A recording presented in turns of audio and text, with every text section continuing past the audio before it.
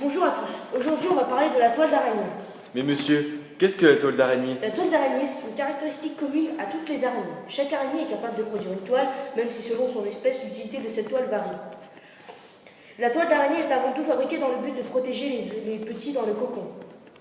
Et car c'est important car certaines araignées, telles que les araignées primitives, ne tissent pas de toile. La soie est aussi fabriquée dans le but de chasser. Maintenant, on va voir quels facteurs permettent les incroyables propriétés physiques et chimiques de la toile d'araignée. D'abord, elle est fabriquée puis stockée sous forme de liquide dans des poches ventrales grâce aux glandes séricigènes.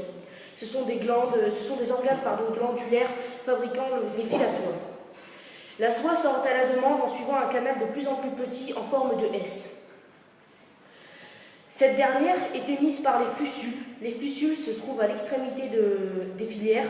Pour enfin sortir par les filières, les filières sont situées juste au-dessus de l'anus. C'est par là que sort le fil de soie. Les différents fils de soie sont composés de grandes classes, sont composés de glandes classées avec des fibroïdes. Ici, elles sont essentiellement des spidroïdes. Ces glandes sont composées de protéines petites telles que la kératine. La kératine, c'est ce qui est présent dans les ongles ou encore dans les cheveux. Et de feuilles bêta repliées en accordéon.